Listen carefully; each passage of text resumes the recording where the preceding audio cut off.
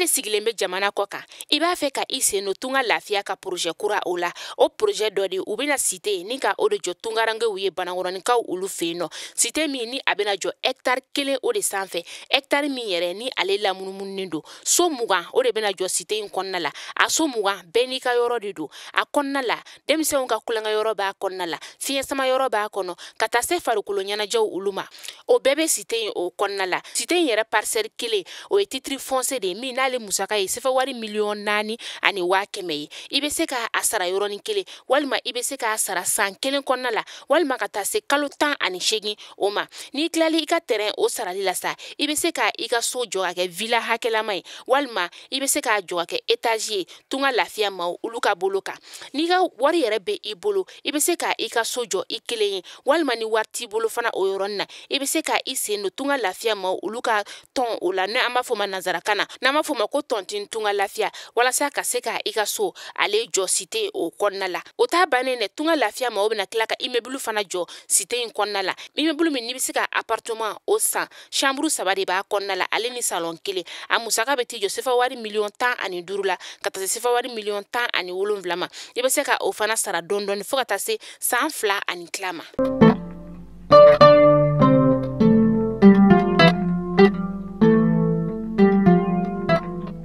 Biye tarata marché kalo kile 7 samba fla ale ni mwan saba mali kunnafoni jabana la jabko amnu mi on fle sanga na wakati mali kono fata se mali ko na ma anga boloro siro fe mali kunnafoni.net ami o foni ngo o wali mano don te foli mina obi sigile ka bamna nga kunnafoni mi makono o wakati sira obi simla ko kura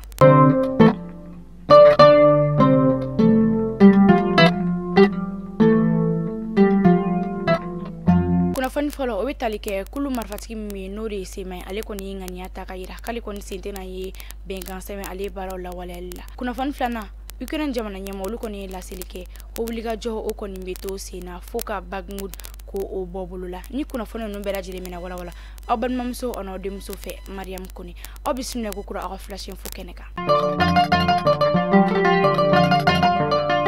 kulu marfatiki min nolu konu kume bengan seben baro ula wala no e sema plateforme ani kulu min no be wule ko mouvement de l'inclusivité wari mi konu tumita ka duma o dablala kamini décembre kalo temena kuna fani minu serala akoka ayela ka fo ko fere kon tara gouvernement fe wakati la wakati min kulu marfatiki min no de sema ale nganyata kale koni setina do bengan seben ale baro koni la wala no de CSA ale wari mi koni tumita ka duma o koni meti jo sefa wari million kele ale ni kola charia koni tara décret présidentiel ale fe kabini samba fla ale ni tanu woro wakati ambe yoro mina iko sisan kulu marfatiki koni foite no min koni kumakanji gouvernement kani kumakan koni folen ko fe nga atay ag moment nale koni sema kulu marfatiki ale koni ayira ka fo ko gouvernement kani nganya koni te foye karaka ulu koni kunyu u sembo akola amena nga kulu to mi menno no de koni plateforme ale mouvement menno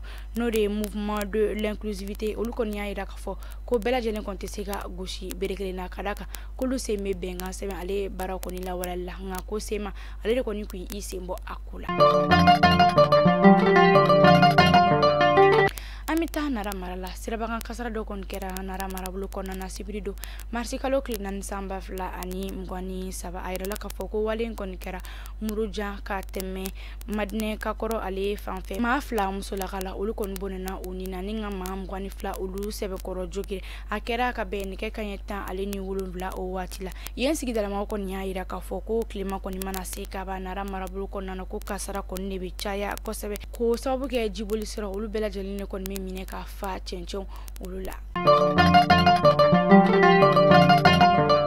amita Burkina Faso jamana ka ayra la ka foko mata aleni nani ore bonena unina kulu marfatiku fe munu koni dankarli ke du den dolan no rebe wole ko hawiri ma no be hayguya ale fanfe Burkina Faso jamana ale kanyaka yanfa o fe ami wati mina iko sisa fanga nyemo ulu koni mani wali koni kasara 70 akilina jigina kabini samba flali ni mgwan saba damnena ko doko kun konte no ni ma marfatiku ulu koni mata ni dugu ko folen bila kan kɛ u duguladenw u kɔnɔna o de kɔsɔn yɔrɔ dɔw marabolo ɲɛmɔgɔ olu kɔni latigɛ dɔ ta latigɛ min n'o kɔni bɛ tali kɛ walasa nin ko ninnu bɛ se ka nɔgɔya cogo min na marabolo o kɔnɔna o de kama jamana camancɛ fan ale gouvernement kɔni ye latigɛ kura dɔ ta ko su kɔni fɛ yala o kɔni mena dabila ka daminɛ su nɛgɛ kanɲɛ ta fo ka taa se dugujɛ nɛgɛ kanɲɛ 5 o wagati la ni wagati kofɔlen ninnu ko maa si kana ye kɛnɛma.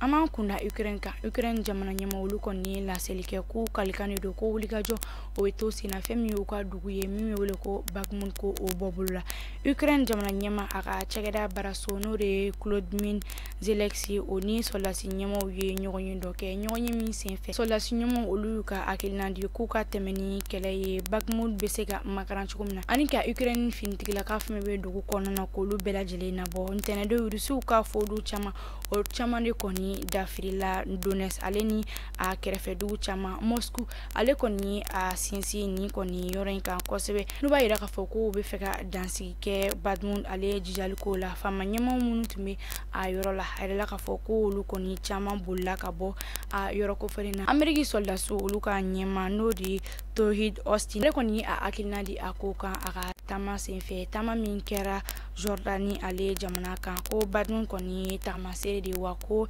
nafa gɛrɛngɛrɛ tɛ a la jateminɛw yɛrɛ y'a yira k'a fɔ ko Bakhmut ko nafa bɛrɛ tɛ a la wa ko a minɛni kɔni k'a tɛna fosi bɔ kɛlɛ kɔnɔna. Mali Kunnafoni TV direction commerciale mo bi aw la dɔn aw maa minnu bɛ yen n'aw bɛ fɛ aw ka feerefɛnw olu de ka lakodɔn walima aw ka cakɛda aw bɛ nɛgɛjuru sira o banba an ka écran sanfɛ ni bɛ dansigi kɛ bi bamanankan kunnafoni na aw ni ce aw ka kulomajɔ la.